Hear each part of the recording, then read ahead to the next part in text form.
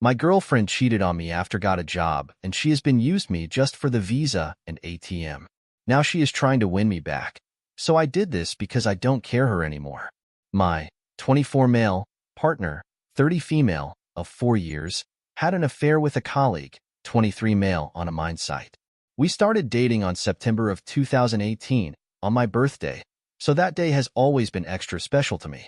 My partner does rostered work. She works 8 days on a mine site and is back 6 days off. I work a decent 9-to-5 job, so we are both pretty well off. She's also an international resident, so I have decided to help her get her visa to stay. We applied for the de facto spouse visa at the end of 2020. For the first 3.5 years, our relationship was really good. We both loved each other, and we're doing so much together. Unfortunately, some clashes between her and my mom led to us moving out and renting a place for 6 months. She knew how to do everything. She's extremely independent, knows how to take care of her house, and cooked really good food. I, on the other hand, was a bit of a dropkick and didn't know how to do any of that properly. Mom looked after me a bit too much, which handicapped me a lot when moving out. While I was working every day and being very smart with our money, we never had any money problems. I was also a bit selfish as a 23-year-old who tended to spend a bit too much time at the computer and away from household chores. I did make sure I spent some time with her, though. We watched some good shows like Game of Thrones, Money Heist, and Merlin. I did, however, clean enough to ensure we got 100% of our bond money back. I did all the de-weeding by hand. After our 6-month lease was finally up, we bought a place together. This was around September 2021. She started her mining job around December 2021, and me still being a drop kick didn't do much of the housework. Although I did learn to cook some dishes as I needed to make sure I kept myself fed while she was on site. But I still didn't do the laundry or vacuum and mop the floor because my standard of cleanliness was so much different from hers. Instead, I spent my time learning how to invest because she told me she wanted to make a lot of money. I designed an investment plan just to suit her. I enjoyed investing a lot, but not so much in cleaning. Come April 2022, she breaks down in her bedroom at my lack of help around the house. She tells me she's incredibly stressed with having to come back and do all the housework after 8 long days on the mine site. At this stage, I finally wake up and become the adult I should have become long ago. I started vacuuming and mopping the whole house once a fortnight and doing the laundry every week, making sure she has an empty basket to work with when she came back. It was like a switch was flicked in my head. I should also mention that sex was non-existent in the last year of our relationship. She didn't want to take the pill due to side effects, although she was on it periodically for the first 3 years and we had sex then. I went to buy a pack of condoms, but then she went and hid the condoms when we were about to have sex. So I just refused to have sex with her because I didn't want to have unprotected sex and risk pregnancy. She even suggested that I take the male version of the pill that makes my sperm infertile or something. I don't even know what she was on about there. I kept up my routine, making my own lunches and maintaining the house while she was away. I finally become an adult that could survive on their own, but the relationship didn't seem to improve. Slowly, over time, she stopped cooking for me and didn't like me touching her in bed. She also gave me her cheek for kisses instead of her lips. Looking back, these were all red flags, but I was blinded by love and my desperation to save the relationship. I kept up with the cleaning and maintenance. She went back on the pill to balance her hormones, or so she claims. I tried initiating sex with her again at this point, but she refused. And then came September 17th, 2022. I was mopping the floor in my computer room and couldn't use it because the floor was met. I went to use her laptop instead and saw everything in Messenger. She had been in a casual but intimate relationship with a man on the mine site, a little bit younger than me. The text messages were extremely explicit. I saw they had this going on since late July. I couldn't go any further back because I was about to throw up. I confronted her about it that night, and she told me she had been extremely stressed with work and had fallen out of love. I didn't understand. She loved me when I was a total dropkick. All of a sudden, I become this mature and capable adult, but she doesn't love me anymore? I was a total wreck for the next week and couldn't sleep well. I decided to call things off with her. I cannot be with someone who commits infidelity. We were going to split up our assets and go our separate ways. She told me she wants to remain as friends, but I don't think that's going to happen anytime soon.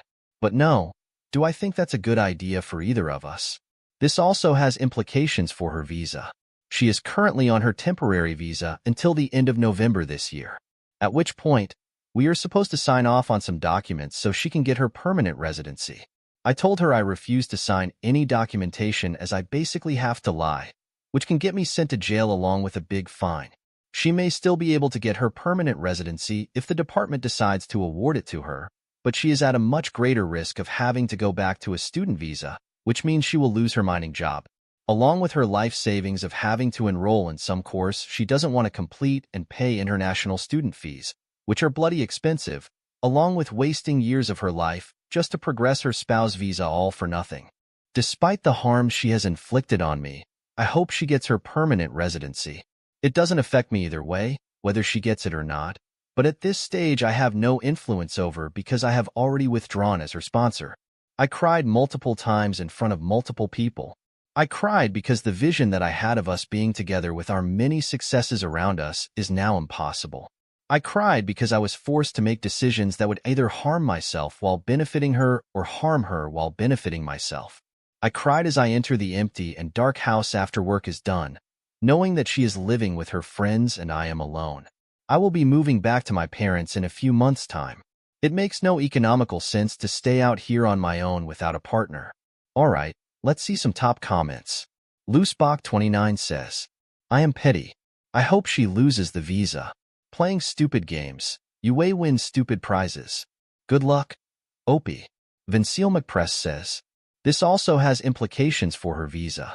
She is currently on her temporary visa until the end of November this year, at which point we are supposed to sign off on some documents so she can get her permanent residency. I fail to see how this is your problem. Nothing wrong with crying. You're mourning the relationship you thought you had. Update. First of all, a massive thanks to everyone who took the time to read my first post and took even more time to drop a comment of support. I'm glad I came to this subreddit. The first 2-3 months after D-Day was torture. I was living alone at my house. I hadn't moved back in with my parents yet, and my mind was always on her and how she could make such a poor life decision given how intelligent she is. Or was. I don't think she's so smart anymore. But the help of friends, family, and the subreddit, however, I managed to push through, finalize our separation, and move on. I liquidated our investments. I told the immigration agency that we're no longer together and I went through as a sponsor to stay on the safe, legal side of things. I gave her a share of the house. I bought out her share so the house is mine, and investments to her. And I left it at that. Whilst all of this was going on, she would make pathetic attempts at making amends like washing the bed sheets and making the bed while I was at work. She bought me 6 jars of Pringles one day, and on another, she texted me, offering to give me a lift because it was raining slightly. I messed up the bed when I got back from work. I declined her offer to drive me home, but I did eat the Pringles that she bought. I wasn't going to let those things go to waste, but that didn't change the way I felt about her at all. Anyone reading this, all of those things were done out of guilt. It's not love. It's guilt. There is a massive difference. She didn't do those things in the 2 months or so leading up to D-Day. So why is she only doing it after I found out? It's because she's guilty and she feels it. For those who read the first post under curious as to whether she'll be sent back to her home country or not, the only update I have on that is that she got her visa from the immigration agency. So from my point of view, it looks like she'll be here to stay. She called me after work to tell me the immigration agency decided to give it to her. I don't know how true it is though, nor do I care too much at this point. Fast forward to December of 2022. I've moved back with my parents and I started renting out the house that we were staying at. I kept myself busy by meeting up with friends, playing some new games, learning to cook some new recipes, started 3D modeling, and going to the gym. Day by day things got better.